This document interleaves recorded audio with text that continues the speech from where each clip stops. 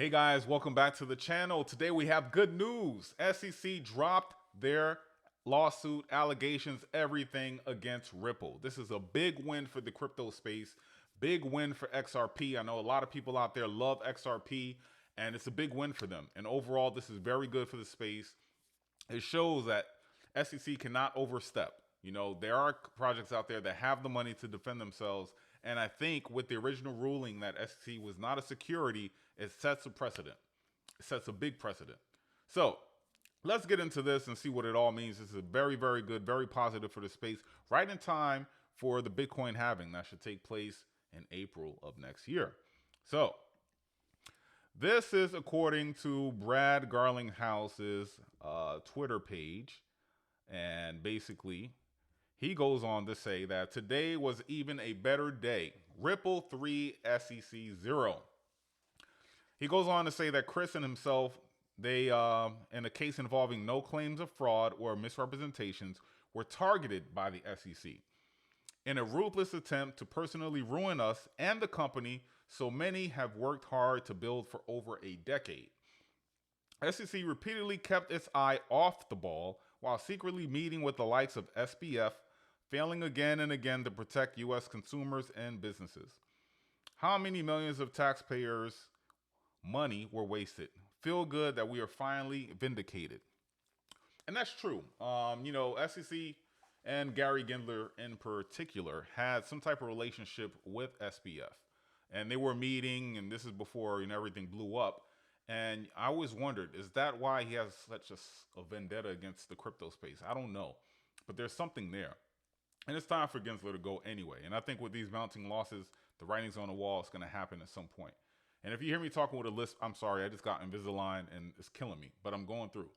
We're making it happen. Next, look at the official letter. Because of what happened earlier this week, you got to make sure the news you hear if it's actually accurate. But this is from the United States or SEC, United States Securities and Exchange Commission. And it really confirms it. This is Dear Judge Torres. That's the judge presiding over the case. It basically says that they notified the court of a stipulated dismissal of the pending claims against defendants Chris Larsen and Brad Garlinghouse. Big, big win for the space, guys. So let's take a look at the XRP price. It's currently, according to market cap, it's pretty huge. It sits in the top 10. It's number 5. So it's up to 51 cents. And if we look at the 1 hour change, it's about 69% or 0.69. For the day, about 4.8%. So not the type of gains I thought I would have seen with news like this. But hey, time is still young. The news recently came out, so we'll see what happens with this. But this is very, very bullish for XRP. Looking at the overall space, we're neutral. Yesterday we were neutral. Today we're neutral. We're not in fear, so we're ticking upwards, and that's very, very positive. Around the world, we're still dealing with other stuff as well. Although this is positive in the crypto space, economies around the world aren't doing great. Here in the U.S., we're dealing with a lot of interest, high interest.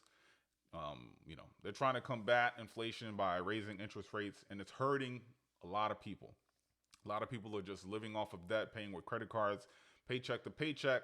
So the money that was flowing, post 2020, post the pandemic, it's not really flowing like that anymore. So that can kind of be representative as to why we're not seeing that much money in the space right now, especially with news like this. But things will be on the up and up for sure. I stay positive on this channel and things will be great.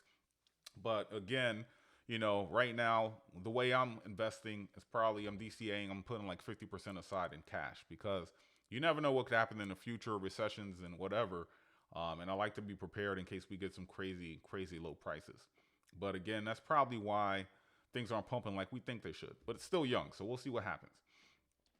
So XRP has a big, big following. You already saw that they're number 5, according to CoinMarketCap. And look at the Twitter followers. This is the Ripple Labs page, but 2.6 million. Let me go back to here. So if we look at the XRP, let's take a look real quick at the circulating supply versus total supply. So we see max supply is 100 billion. Total supply, they say, is 99.9 billion.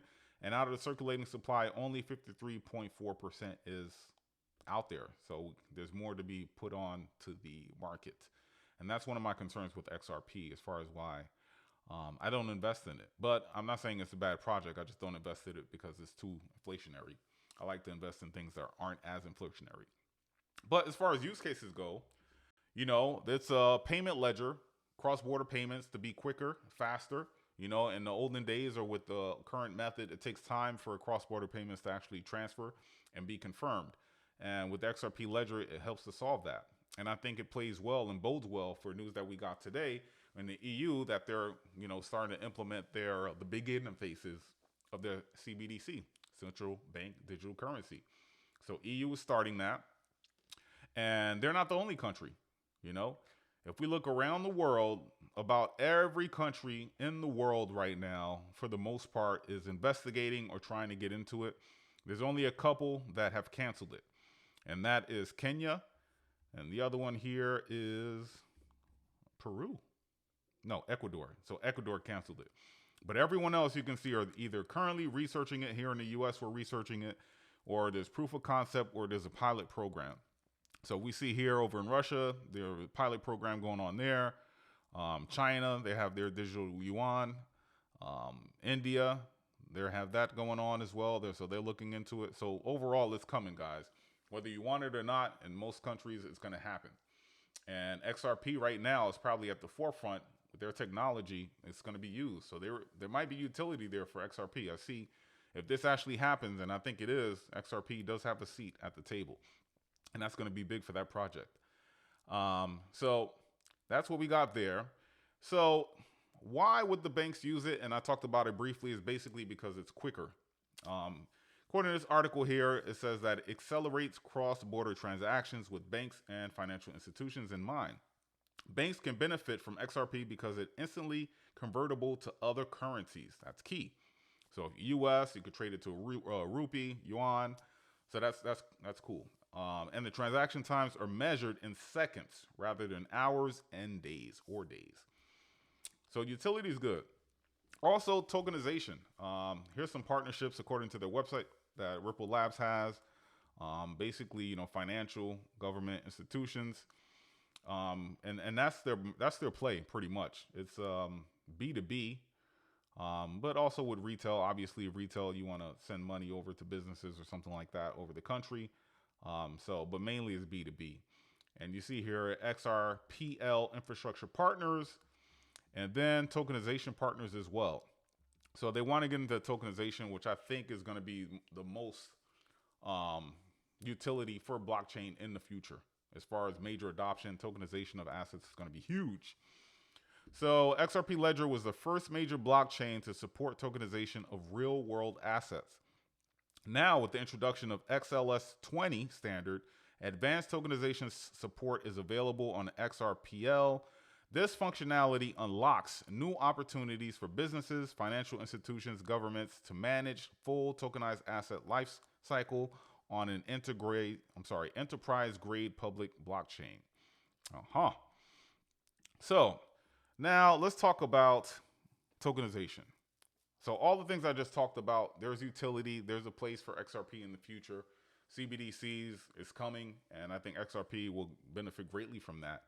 But the reason I have reservations about investing into this is the inflation and tokenomics of the project. You see here, the initial distribution, founders and project, and this is according to Token Insight, 99.8. They have that. Pre-mine rewards and airdrops, 0.2. That is cause for concern for me. And then you have 100 billion XRP pre-mine in January 2013. So we have a project that's been around since January 2013. And the high, I'll show you in the next couple of slides, is around $3. And granted, they were sued by the SEC and all of that for being a security. And that kind of, pressured the price and kept it down. But, the inflation, I think, had a lot to do with that as well. So 20% was retained by the founders of XRP, Chris Larsen and Jeb McCaleb. Each received 9.5 billion XRP. Arthur Brito received $1 billion. 77.8 was allocated to Ripple and 0.2 was airdropped. So XRP outstanding supply is designed to be deflationary. It's burned to pay fees for transactions via Ripple Net. Nevertheless, XRP liquid and circulating supply are massively inflationary, which is what I've been saying. In December 2017, Ripple placed 55 billion XRP into XRO in order to alleviate concerns that a massive amount of XRP could hit the market all at once with a substantial negative price impact. 1 billion is being released monthly to support Ripple's ongoing operation of RippleNet. Do you hear that? This is according to Token Insight. 1 billion monthly. So I see all these videos about XRP going to $89 and going to $90, $100. I don't know, maybe after, everything is into the circulating supplies out there, maybe then, but for this next bull cycle in 2025, it's hard for me to see those prices with this project. Any unused funds are returned to escrow at the end of the month. On average, Ripple re-escrows and 700 million and 300 million XRP become liquid each month. Below is the liquid supply curve of XRP. And you see there. So we're here, let's see here, probably in this area somewhere. And you just see that going up and up and up and up and up and up and up and up. And probably around the end of 2026, 2027 is probably when all the circulating supply will be in there. So that's my pause with XRP. Other than that, I like everything else that it has going on.